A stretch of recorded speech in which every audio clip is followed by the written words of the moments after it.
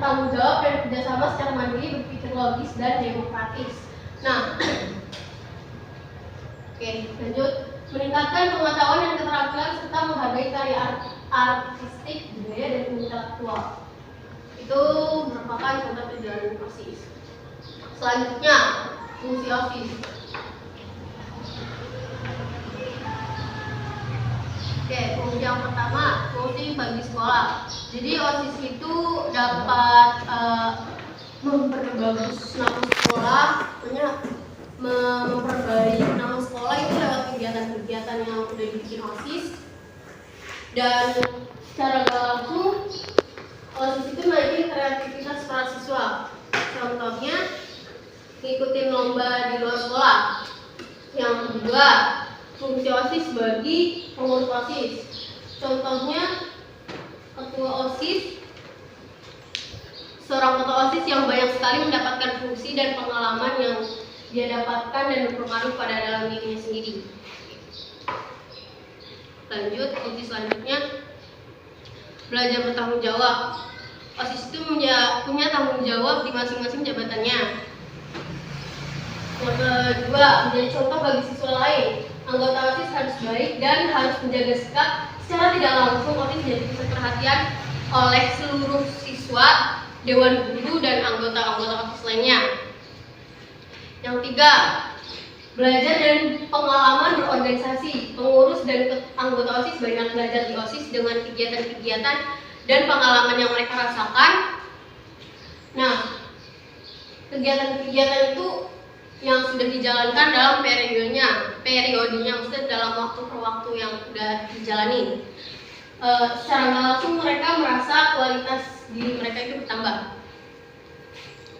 Nah, lanjut yang sebagai wadah. Satu-satunya wadah kegiatan para siswa di sekolah bersama dengan jalur pembinaan yang tujuannya untuk mendukung tercapainya pembinaan kesiswaan. Yang kedua, sebagai motivator. Motivator adalah perangsang yang menyebabkan lahirnya keinginan dan semangat para siswa untuk berbuat dan ikut melakukan kegiatan bersama dalam mencapai tujuan. Oke, sejarah singkat OSIS. Sebelum adanya OSIS, terdapat beberapa jenis organisasi yang sudah ada sejak dulu, yaitu organisasinya itu dibagi dua, internal dan eksternal. Untuk internal, artinya organisasi ini hanya dikhususkan untuk para siswa yang ada di dalam sekolah sendiri.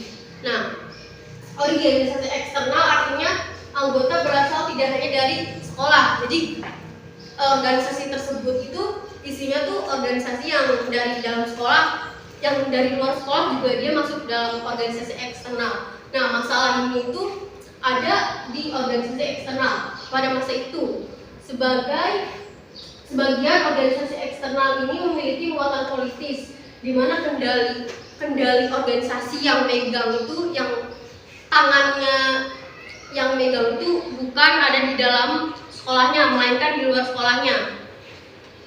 Oke, lanjut. Anggota organisasi ini juga murid dari suatu sekolah, pasti akan memiliki dua aturan yang ada di dalam sekolah dan aturan yang ada di luar sekolah. Lanjut, untuk sejarah singkat OSIS.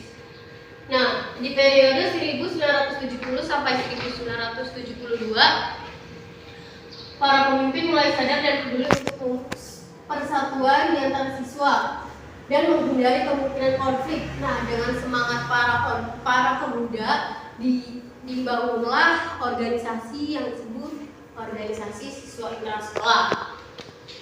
OSIS telah menjadi bagian sejarah dalam negara Indonesia. Usaha tersebut melahirkan Keputusan Pendidikan Kebudayaan Nomor 0302/1978 tentang pola dasar dan pengembangan generasi muda. Berdasarkan surat keterangan tersebut, secara formal OSIS dinyatakan sebagai salah satu jalur pembinaan generasi muda.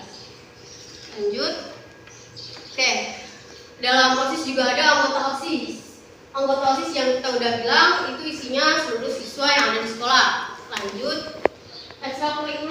Ekstrakurikuler itu juga dipegang sama anak OSIS atau dinaungi oleh OSIS. Lanjut, program kerja OSIS. program kerja OSIS dibentuk dari masing-masing bidang OSIS. Lanjut.